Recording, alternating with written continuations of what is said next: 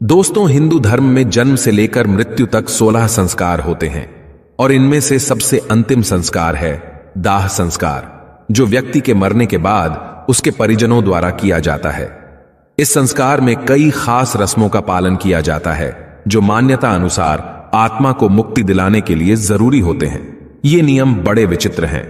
अधिकतर लोगों को इसकी सही जानकारी नहीं होती और अगर होती भी है तो आधी अधूरी। गरुड़ पुराण में बताए गए ये नियम केवल मान्यताएं नहीं हैं, बल्कि इनका आधार आध्यात्मिक और वैज्ञानिक दोनों ही है। आजकल लोग इन रीति रिवाजों के पीछे छुपे कारण को नहीं जानना चाहते और जो जानना चाहते हैं उन्हें सही जानकारी उपलब्ध नहीं हो पाती। इसलिए इस वीडियो में हम आपको अंतिम संस्कार से जुड़े कुछ अजीबोगरीब नियम और मान्यताओं के बारे में बताएंगे और साथ ही साथ उनका आध्यात्मिक और वैज्ञानिक कारण भी स्पष्ट करेंगे। इस वीडियो में आप जानेंगे कि मृत व्यक्ति को शमशान ले जाते समय उसकी अर्थी के आगे एक व्यक्ति मटके में क्या लेकर चलता है, जिसका संबंध मृत व्यक्ति की शादी के फेरों से कैसे होता है।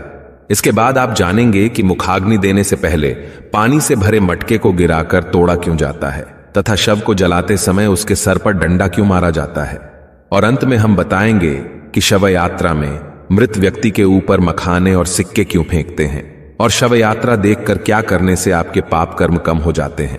वीडियो शुरू करने से पहले आपसे अनुरोध है कि हमारे चैनल वैदिक ज्ञान संगम को सब्सक्राइब कर लें और व्रत त्योहार में खाए जाने वाले शुद्ध फलाहार और पूजन सामग्री को प्राप्त करने के लिए डिस्क्रिप्शन में दिए हुए लिंक को क्लिक करें और कमेंट बॉक्स में जय श्री नारायण लिखकर परमात्मा को अपना आभार व्यक्त करें।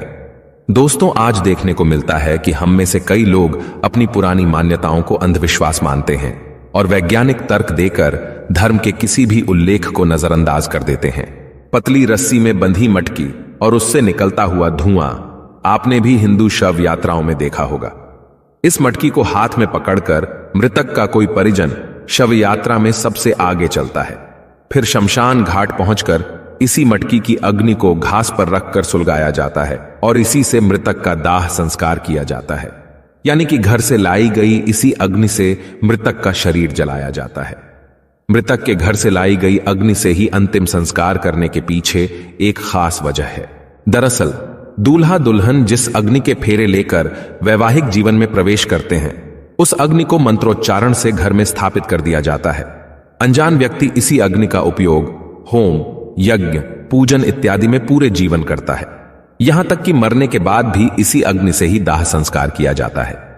पुराने समय की इसी प्रथा की मान्यता के रूप में आज भी घर से अग्नि जलाकर सुलगा हुआ एक कंडा या उपला मटकी में रखकर शमशान ले जाया जाता है और फिर इसी से मृतक का दाह संस्कार किया जाता है। आइए अब बात करते हैं कि मुखाग्नि देने से पहले पानी से भरे मटके को गिराकर तोड़ा क्यों जाता है।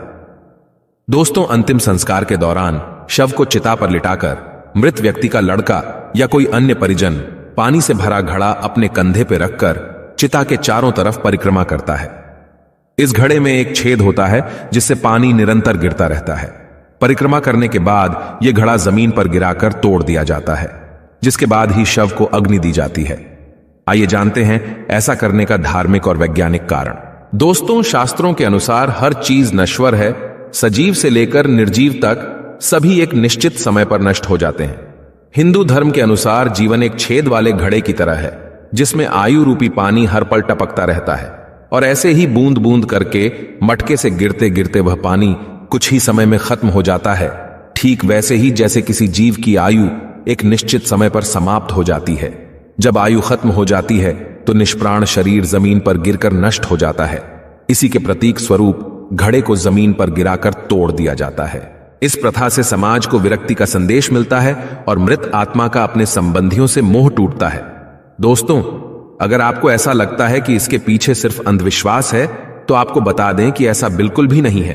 दरअसल इसके पीछे एक ठोस वैज्ञानिक कारण है। पुराने समय में शमशान घाट नहीं हुआ करते थे। ऐसे में शव को खेतों में जलाया जाता था। मटके में पानी भरकर शव के चारों ओर घूमने के पीछे वैज्ञानिक कारण यह रहता था ताकि जब शव को जलाया जाए तो आग केवल उसी क्षेत्र में रहे, आगे ना फैले।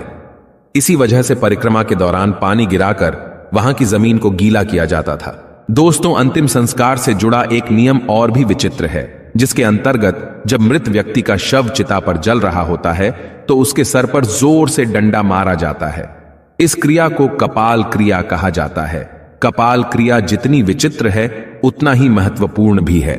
आइए अब बताते हैं इसका आध्यात्मिक और वैज्ञानिक कारण। गरुड़ पुराण के अनुसार शव को जलाते समय यदि उसका कोई अंग शेष रह जाए तो इसको अशुभ माना जाता है। शास्त्रों के अनुसार दाह संस्कार की क्रिया से मृत व्यक्ति का अगला जीवन प्रभावित हो सकता है। इसलिए घी और कपूर के प्रयोग से शव को पूरी तरह जलाया जाता है। कई बार पूरा शरीर जल जाने पर भी सर नहीं जल पाता, इसलिए डंडे से प्रहार करके उसे फोड़ दिया जाता है जिससे वह पूरी तरह जल जाए। डंडे से प्रहार खोपड़ी के बीचों बीच किया जाता है जहां पर ब्रह्मरंध्र होता है। धार्मिक मान्यताओं के अनुसार जिस व्यक्ति का ब्रह्मरंध्र भेद दिया जाता है तो उसे स्वर्ग मिलता है। कभी कभी यह भी संभव है कि अंतिम संस्कार के समय यदि खोपड़ी पूरी तरह न जले तो तांत्रिक इसे अपने साथ ले जाकर तंत्र क्रियाओं में इसका उपयोग करते हैं। ऐसे में मृत व्यक्ति की आत्मा को बहुत कष्ट पहुंचता है और मृतक के परिवार पर भी संकट आता है। दोस्तों, अब आपको बताते हैं कि सर पर डंडा मारने के बारे में विज्ञान क्या कहता है। विज्ञान के अनुसार खोपड़ी की हड्डी इतनी मजबूत होती है कि उसे आग में पूरी तरह जलकर राख होने में बहुत समय लगता है। ऐसे में उसके अधजला रह जाने की काफी संभावना होती है। कभी कभी कोई जंगली जानवर उस बचे हुए हिस्से को अपने साथ ले जाता है। वे इसे कहीं भी फेंक देते हैं जिससे पर्यावरण प्रदूषित होता है। इसी कारण से शव को पूरी तरह जलाने के लिए सर पर डंडा मारकर फोड़ दिया जाता है। आइए अब जानते हैं शव यात्रा में मखाने और सिक्के क्यों फेंके जाते हैं। दोस्तों, मखाना फेंकने का कारण है समाज को शिक्षा देना कि ये अहंकार त्यागने का समय है। मृत व्यक्ति को सामने देखकर समाज ये सीखे। मखाना को सांकेतिक रूप में इस्तेमाल किया जाता है क्योंकि जिस तरह से मखाना बाहर से फूला हुआ होता है और दबाव डालने पर सिकुड़ जाता है, ठीक उसी तरह व्यक्ति जब जिंदा होता है तो कई चीजों के लिए बाहर से घमंडी हो जाता है, लेकिन मरने के बाद वो एक लाश बनकर रह जाता है। इससे यह बताने की कोशिश की जाती है कि जीवन में कभी घमंड न करें। सिक्का फेंककर यह संदेश दिया जाता है कि जो इंसान जिंदगी भर उसके पीछे भागता रहा है वह मरने के बाद अपने आसपास सैकड़ों सिक्के होते हुए भी उसे उठा नहीं सकता। हिंदू शास्त्रों के अनुसार मृत्यु के बाद व्यक्ति की आत्मा परमात्मा में लीन हो जाती है, इसलिए शवयात्रा देखना शुभ माना जाता है। शास्त्रों के अनुसार किसी की अंतिम विदाई देखने से व्यक्ति को पुण्य की प्राप्ति होती है। ऐसा माना जाता है कि शवयात्रा देखना सुखद एवं मंगलमय भविष्य का सूचक है। मान्यता यह भी है कि यदि काम पर जाते समय शव यात्रा दिख जाए तो अधूरे काम पूरे होने की संभावनाएं बनने लगती है, दुखों का नाश और सुखी जीवन का आगाज होता है। जो आत्मा शरीर से तुरंत निकली होती है वह अपने अर्थी के साथ चल रही होती है और जो उसे प्रणाम करता है उसे आशीर्वाद देती है, जिससे व्यक्ति के पुण्य बढ़ते हैं। शव यात्रा के महत्व को गरुड़ पुराण में इस तरह लिखा गया है कि यदि कोई व्यक्ति किसी मृत व्यक्ति को कंधा देता है तो उस व्यक्ति को एक यज्ञ के बराबर का पुण्य मिलता है। दोस्तों, यदि आप व्रत त्योहार में खाए जाने वाले शुद्ध फलाहार और पूजन सामग्री को प्राप्त करना चाहें तो डिस्क्रिप्शन में दिए हुए लिंक को क्लिक करें। अगर यह वीडियो आपको अच्छी लगी हो तो वीडियो को लाइक करें और अपने बंधु बांधवों को शेयर करें और ऐसे ही वीडियोस को देखने के लिए हमारे चैनल वैदिक ज्ञान संगम को सब्सक्राइब करें। सर्वे शुभम भवतु। आइए मिलते हैं अगली वीडियो में।